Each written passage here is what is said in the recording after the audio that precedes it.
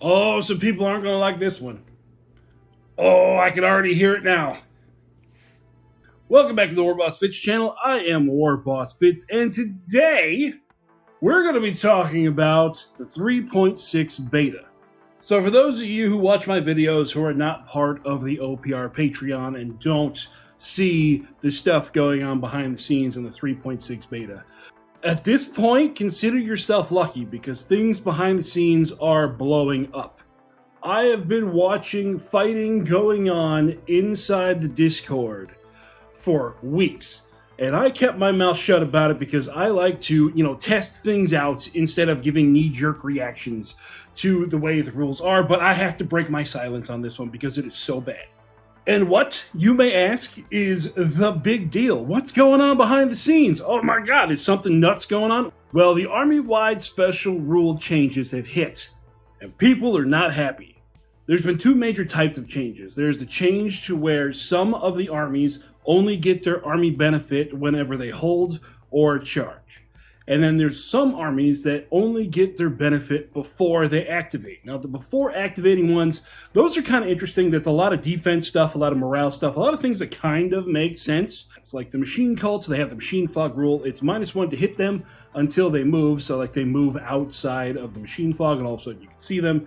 And the morale stuff, the alien hives and the HDF have their morale rules to where it's +1 morale until they move.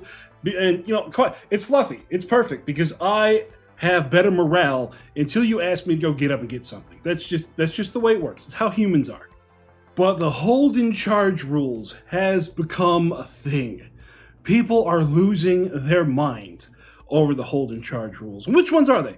We got the Blessed Sisters. They're devout. They get a +1 to hit on a 6 if they hold or charge. Dow, our shooting boys, they get +1 to hit with their targeting visor if they hold. Infected colonies, they have their infected, +1 wound on a save of a 1, so pretty much our whole army gets shred. Again, only if they hold or charge. Orc Marauders with Furious, 6s are +1 to hit if they hold and charge.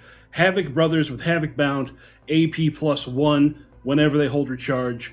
High Elf Fleet, Highborn is now +9-inch range to their shooting or +2 inches to their charge if they hold or charge. That one there is kind of binary, you see how it is. And then all the war stuff, the warbound stuff, the war demons, the war titans, the Havoc War Brothers, ones to save are a +1 wound, so they get shred. And the Patreon members of OPR have been just foaming at the mouth at this. It's gotten to a point where Tano has made its own channel for it, specifically for this, and he's in there constantly giving a back and forth on it, and possibly some changes and things. So I'm here to I'm peeling the curtains back. I'm showing you what is going on in the rules, what's going on with these armies. And I, of course, being me, I like to play the rules, play the ball where it lays. Okay, so these are the rules. I don't get upset about the rules themselves. I look at it and go, okay, what can I do with this? So I've done that here for you. I am bringing out some ideas on what you can do with the armies. So let's start at the top. Let's start with the Blessed Sisters. They are primarily a short-range shooting army and a melee army. They got the Fanatics, and then they got the Flamethrowers, and then they got the Vanguards with the shotguns and stuff. So the way you can get around the on-hold and charge condition is by using a hero with Devout Boost Aura. So if you watched the live stream that I had last week, we did Blessed Sisters versus Alien Hives. It had 2 squads of Vanguards with shotguns led by a High Sister with Devout Boost. This is scary. And I know the dice did spike on that a lot. There was a lot of 6s in there, but something just happens in OPR. It just happens. Sometimes the dice say, okay, you can do it. And sometimes the dice just say no. Devout Boost is an option to get past this. All the different armies with their boost abilities are a way to get past this. So before it used to be, a 5 or a 6 gets you an extra hit. Now it's just you always get an extra hit on a 6. Or what you could do with the Sisters also is you can just lean into the melee side because the Sisters in melee are pretty scary on their own. So let's see, 20 Novice Sisters with a hero, give them Shred Aura. That's nuts. It's 40 attacks plus whatever you give the hero with Shred. Yeah, that could be pretty rough. And then also what I got here, Support Sisters. They get to double dip with the rule because they get Devout and Relentless. So you didn't want to move them anyways. So you can get that relentless in there as well. So in my mind, machine gun stock just went up. 3 shots apiece, you roll a 6, that 1 hit turns into 3. Oh yeah, machine gun stock just went up. Where's the file? I'm gonna get my printer going right now. Then we got the Dow. They have to hold for their +1 to hit from the targeting visors. Okay, first I want to say, you got some long-range weapons. Holding and shooting is a viable strategy for some units in the army. I mean, you got 30-inch range on some of your base troops, but if you want to be mobile, you got spotting lasers. Each unit that is not a vehicle or a drone, you could take at least 1 spotting laser. Some units can take, a 10-man spotter squad could take 10 spotting lasers. Spotting laser is on a 4, you get a +1 to hit token that stacks.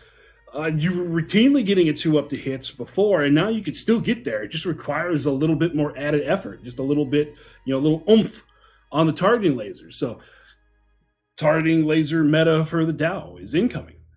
Next, we got the infected colonies with shred. If you roll a 1 to save against them, it becomes 2 wounds.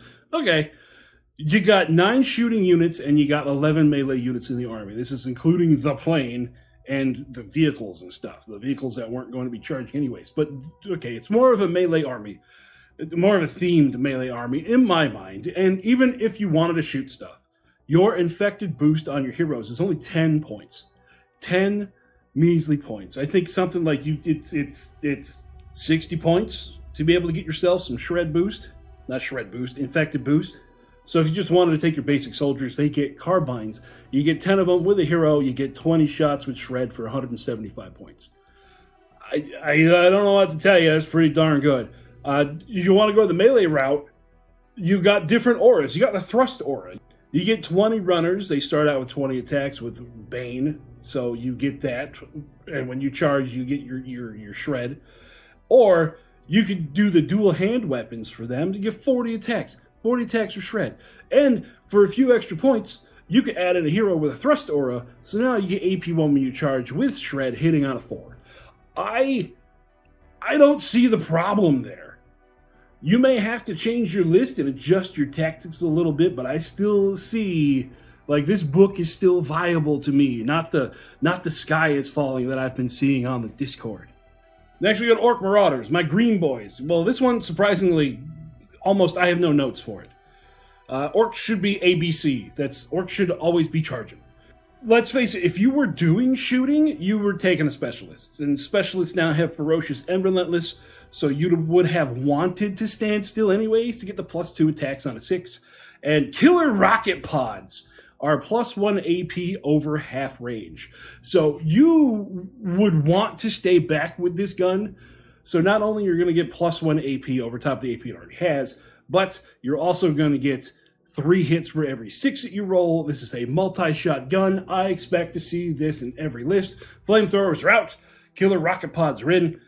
Awesome. Just play the boys. Play the boys. Charge in. Run people over with your transports. Just wog. Wog, Mr. Bond. Wog. Next we go to Havoc Bros, all the different flavors of Havoc. Well, I think it's just the Titans and just the Havoc Brothers themselves. +1 AP when they hold in charge. It's just about the same as the Orcs.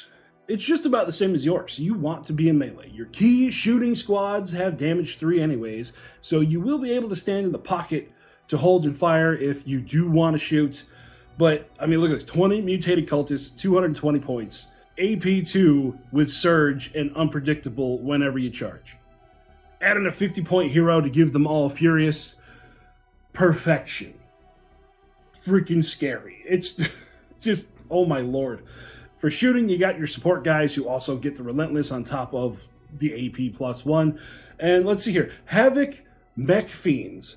It's a 3-2 tough 12 with regeneration. You can give it auto cannons for 12 shots at 36 at AP3 if you stand still. Yes, please.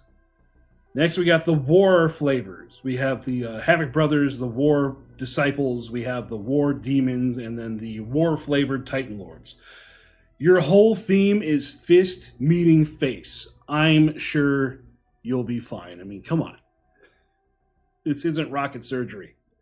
And then finally, we get down to the High Elf fleet. They have a +9-inch range shooting if they hold, and +2-inch range to their charge if they charge.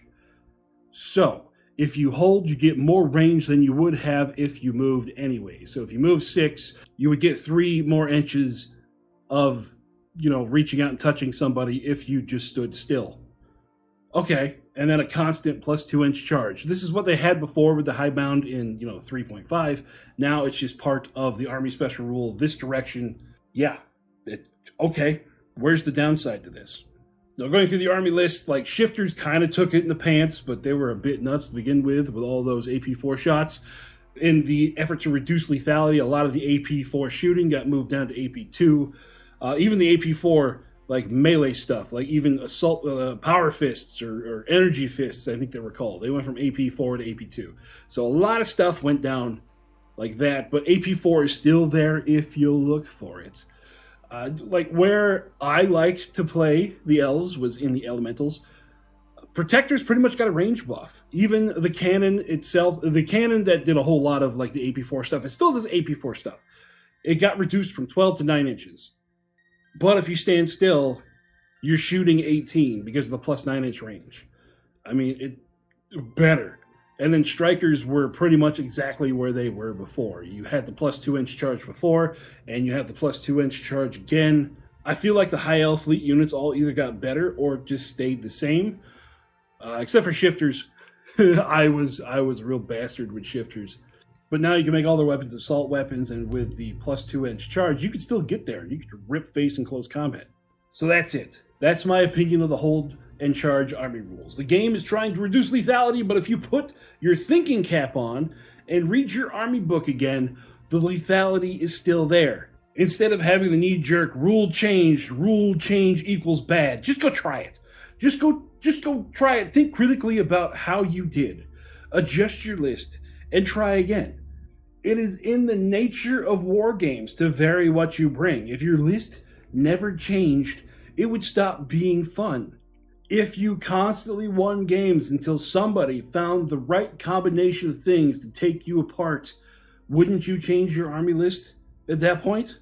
So now I ask you to just go out and play some games and tell me your thoughts in the comments. If you just want to yell at me, comment.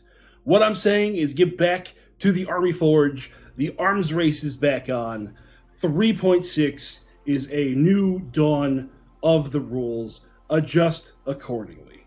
Remember to like and subscribe to the video. Share this video with some of your friends who are belly aching about 3.6.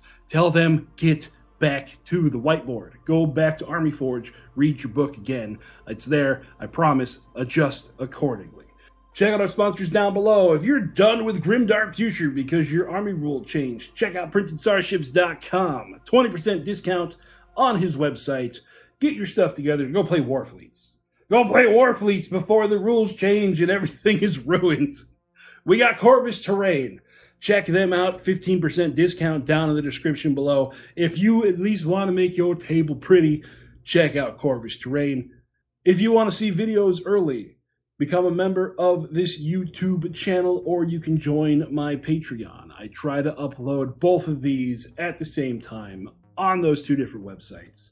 Usually you get stuff a week or maybe even 2 weeks in advance. A little behind right now because we had Gen Con and I was busy. But that will do it for me, everybody. Remember to have fun playing OPR wherever you are. Read your rule book, find what you like, and roll some dice. I will talk to you guys later. Bye-bye.